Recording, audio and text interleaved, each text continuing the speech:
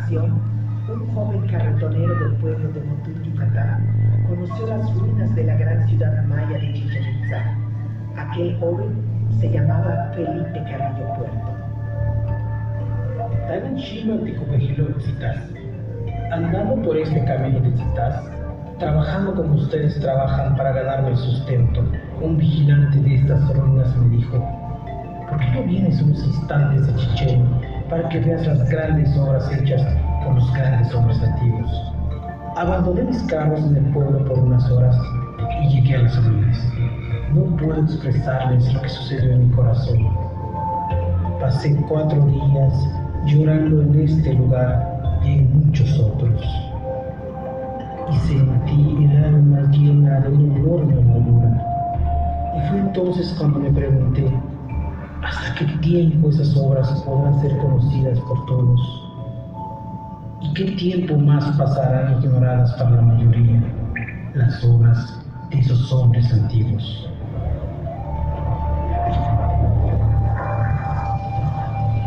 Cuenta el Popol Vuh la mitología maya del pueblo de los quichés. Cuenta la creación de los hombres del maíz. Yutziló, Axil Sajó, Ajpato Tepeo y Entel Cucumats. Los progenitores, los creadores y formadores de Tepeo y Cucumats hicieron a los hombres. De tierra, de lodo, hicieron la carne del hombre. Pero vieron que no estaba bien, porque se deshacía, estaba hablando, no tenía movimiento, no tenía fuerza, se caía, no movía la cabeza, no podía ver hacia atrás. Al principio hablaba, pero no tenía entendimiento. Se humedeció dentro del agua y no se pudo sostener. Entonces los creadores, los formadores, desbarataron y deshicieron su obra, y enseguida dijeron: hay que reunirse y encontrar los medios para que el hombre que formemos, el hombre que vamos a crear, nos sostenga y alimente, nos invoque y se acuerde de nosotros. A continuación vino la adivinación, la echada de la suerte con el maíz y el cité, y fueron hechos los muñecos labrados de madera. Se parecían al hombre y hablaban como el hombre. Poblaron la superficie de la tierra, existieron y se multiplicaron. Tuvieron hijas, tuvieron hijos los muñecos de barro, pero no tenían alma ni entendimiento. No se acordaban de su creador. Caminaban sin rumbo y andaban a gatas. Sus piedras de moler, sus vajillas de barro, sus ollas, sus perros, sus pavos, todos hablaron, todos, tantos cuantos había, manifestaron. Nos hicieron daño, nos comieron, les toca el turno, serán sacrificados. Y dicen que la descendencia de aquellos son los monos que existen ahora en las selvas. Por esta razón, el mono se parece al hombre. He aquí el comienzo de cuando se celebró consejo acerca del hombre, de cuando se buscó lo que entraría en la carne del hombre. De Bashir, de Cayalá, así llamados, vinieron las mazorcas amarillas y las mazorcas blancas. Estos son los nombres de los animales que trajeron la comida: Yak, Utiú, Quer, Hilo, gato del monte, coyote, cotorra y cuervo. Y de esta manera se llenaron de alegría, porque habían descubierto una hermosa tierra llena de deleites. Abundante en mazorcas amarillas y mazorcas blancas, y abundante también en mucho cacao. Innumerables los apoyos rojos, las frutas, los frijoles, la miel. Los animales enseñaron el camino. Y moliendo entonces las mazorcas amarillas y las mazorcas blancas, hizo Xixocané 9 bebidas. De maíz amarillo y de maíz blanco se hizo su carne. De masa de maíz se hicieron los brazos y las piernas del hombre. Únicamente masa de maíz entró en la carne de nuestros padres, los 4 hombres que fueron creados. Esto hicieron los progenitores de Tepeo y Cucumats, así llamados. Entonces tuvieron apariencia humana y hombres fueron. Hablaron, dijeron, vieron, oyeron, anduvieron. Hombres buenos, hermosos, rostros de varones. La memoria fue, existió. Entonces existieron también sus esposas, vivieron sus mujeres. Los dioses celebraron el consejo. Así, durante su sueño, los 4 recibieron mujeres verdaderamente bellas. Cuando se despertaron, sus mujeres existieron. Sus corazones se regocijaron al instante a causa de sus esposas. Así fueron creados nuestros abuelos, nuestros padres, por el corazón del cielo, por el corazón de la tierra.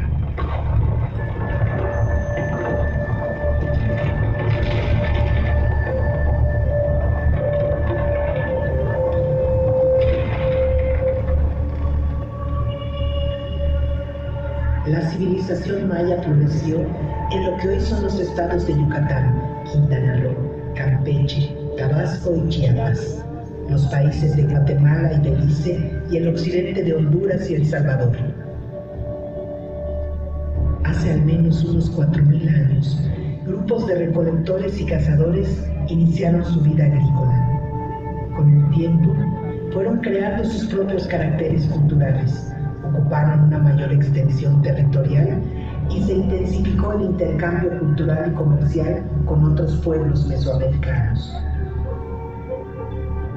Los antiguos mayas construyeron decenas de ciudades-estado con imponentes centros ceremoniales como Palenque, Uxmal, Yaxchilán, Chichén Itzá, Tikal, Calakmul, Toniná o Bonampak.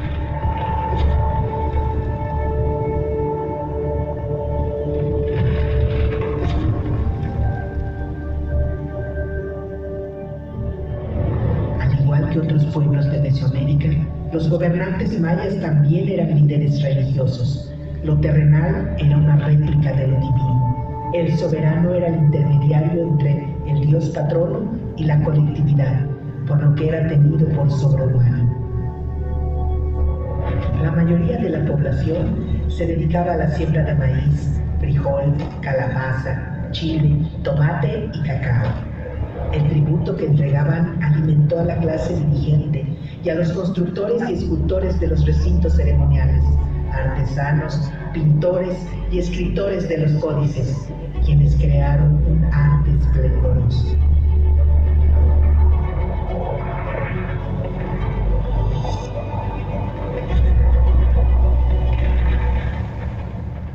Esta es la ciudad de Chichén Itzá, una de las más imponentes urbes construidas por los antiguos mayas. Su mayor esplendor tuvo lugar entre los años 900 y 1200 de nuestra era, cuando llegó a ser habitada por más de 50.000 personas. Es una ciudad cosmopolita y diversa, corazón de toda la península. El espectacular juego de pelota de Chichén Itzá es uno de los más grandes de entre las antiguas ciudades mesoamericanas.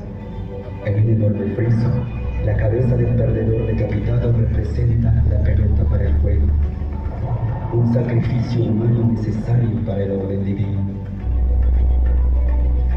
Esta construcción fue diseñada para observar la bóveda celeste.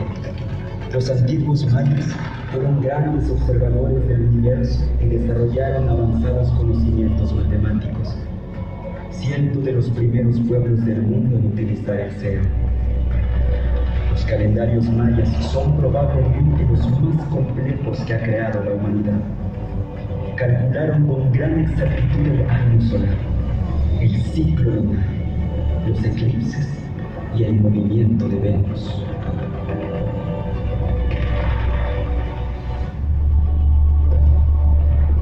Entre las deidades más veneradas por los mayas está Chan, el dios del agua y de la lluvia, y quien le abre camino, Kukulcán, la serpiente emplumada, también conocido como Quetzalcóatl, Cucumaz o Xhosa. A partir del siglo IX, por influencia del centro de México, los mayas de Chichén Itzá integraron a su cosmogonía Kukulcán, divinidad que domina esta gran pirámide.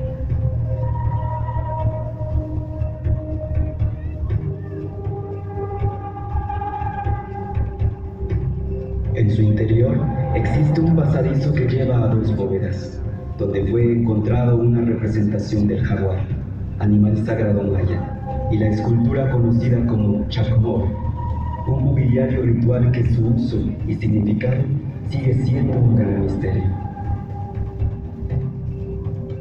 Cada solsticio de primavera, en esta pirámide se observa descender a Kukulcán, ser divino que provoca el flujo de las sustancias entre el mundo de los dioses y el mundo de los hombres.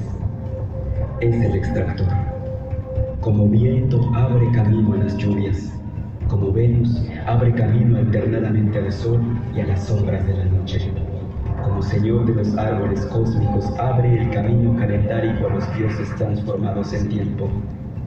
Extrae al género humano y al niño que nace. Extrae para el pueblo la luz, el calor y el alimento.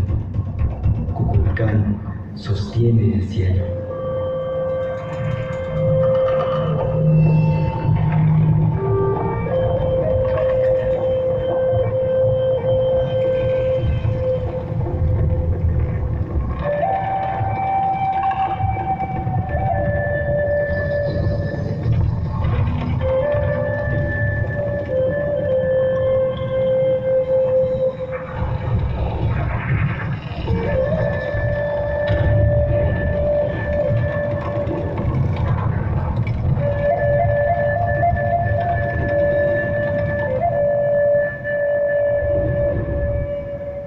En su afán de imponer una nueva religión, los conquistadores españoles destruyeron decenas de códices mayas. Hoy solo conocemos 3 y algunos escritos posteriores a la conquista. Los Chilambala cuentan las alianzas, guerras y migraciones de los pueblos de la península de Yucatán, así como las profecías de un tiempo que consideraban cíclico. Narran la historia de los izquianos, brujos del lago, constructores de Chichén Itzá. También cuentan la llegada de los españoles.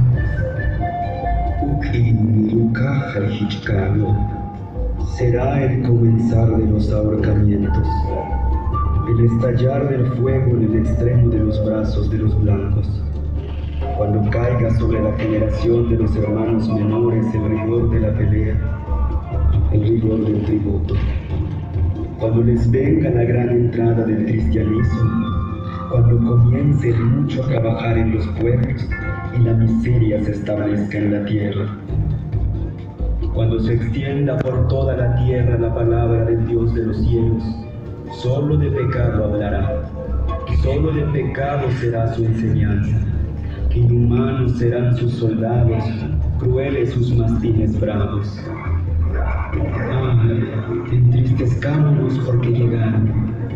Ay, del Itzá, hijo del agua, que sus dioses no vayan a llamar.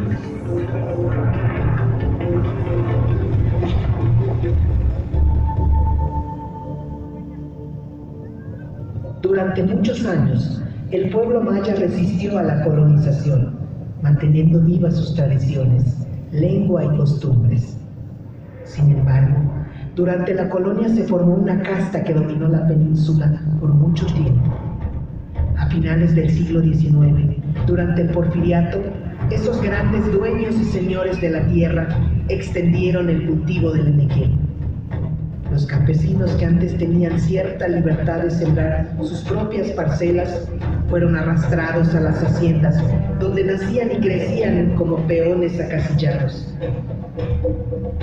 Los mayas, junto con miles de indígenas capturados en el estado de Sonora, fueron sometidos a la esclavitud por décadas, a trabajos forzados, a castigos corporales y a un profundo desprecio por su cultura.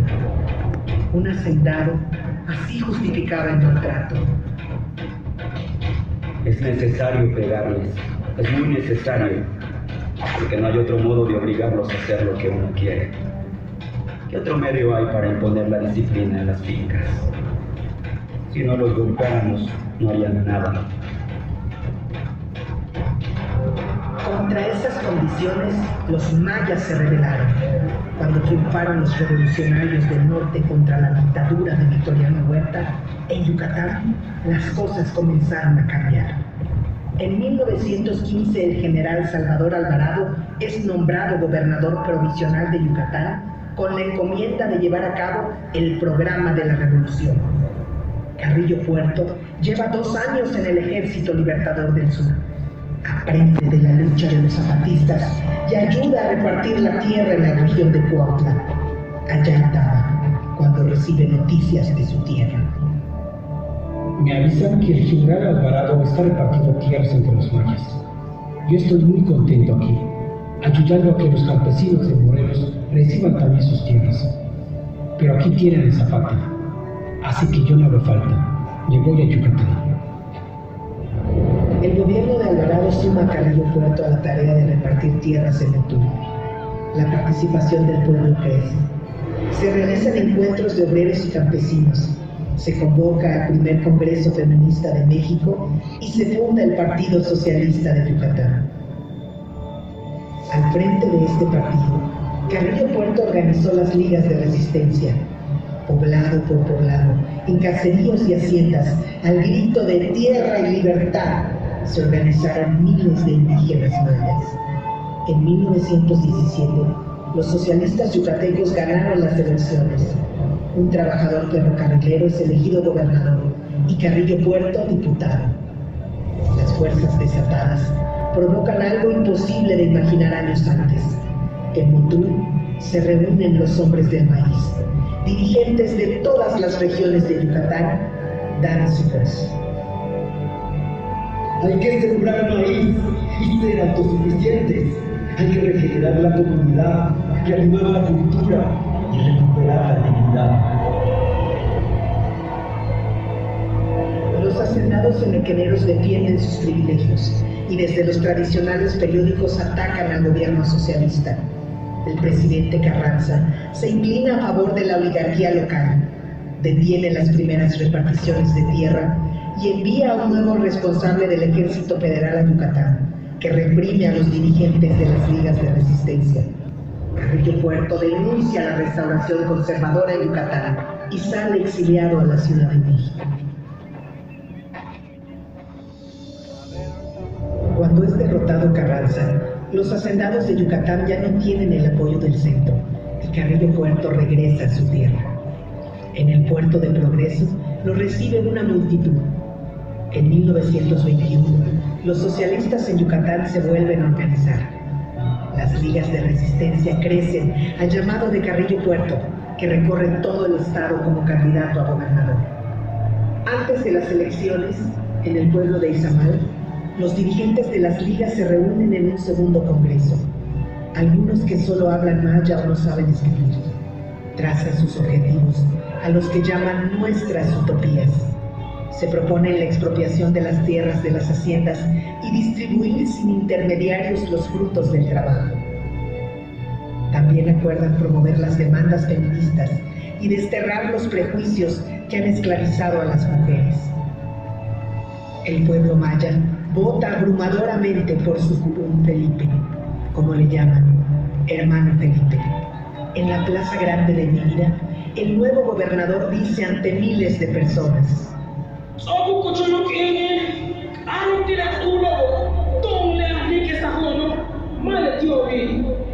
ha llegado el momento de decirle a los señores que somos nosotros los constructores y no ellos.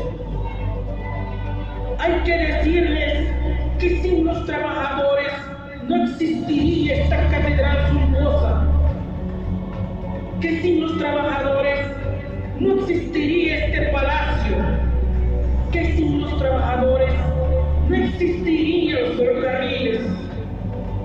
Compañeros, la tierra es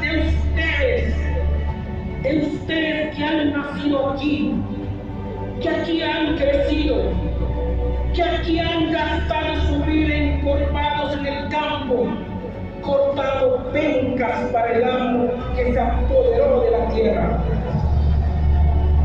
En los 2 años que duró el gobierno de Carrillo Puerto, la justicia se abrió paso. 80,000 familias mayas reciben sus parcelas en tierra común. Todos los jueves va el gobernador a los pueblos a firmar la restitución de las tierras a sus dueños originarios. Los peones se mudan de las grandes propiedades donde vivían y construyen sus hogares en los pueblos. Carrillo Puerto abre escuelas, funda la Universidad del Sureste, inaugura carreteras e inicia los trabajos de restauración de Chichén Itzá. Y no se detiene. Promueve el idioma maya, que se enseñe en las nuevas escuelas. Reparte miles de libros en las comunidades, entre estos el Popol Vuh y el Chilambala. Quiere animar la cultura en todos los pueblos, y las ligas son el espacio comunitario para la organización. Por esos días, Carrillo Puerto escribe: cada día tiene una banda o orquesta, ya que nuestra gente es demasiado triste y tiene que aprender a cantar y bailar, no solo sus bellas canciones, sino también otras danzas más alegres y tonadas más libres. Ellos han sido esclavos por tanto tiempo que han olvidado cómo jugar. Los esclavos no juegan, y las personas que juegan no son esclavos. El futuro de Yucatán pertenece a los mayas.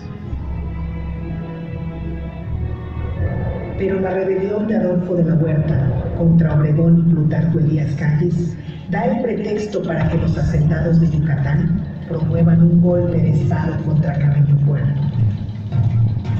Los viejos dueños de Yucatán, la casta acostumbrada a mandar, no tolera el gobierno del pueblo. Los militares al servicio de los hacendados toman medida. Carrillo Puerto, con sus colaboradores más cercanos, viaja a Motul, mientras los golpistas los persiguen. En la estación del tren de su pueblo los reciben miles. El pueblo no está armado y Carrillo Puerto quiere evitar una masacre.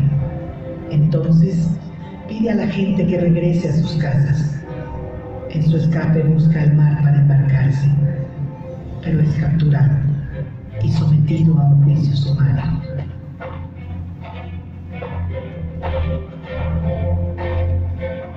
Hace 100 años, un 3 de enero de 1924, frente a un pelotón de fusilamiento en el cementerio de Mérida, es asesinado Felipe Carrillo Puerto, el dragón de los ojos verdes, junto a sus compañeros.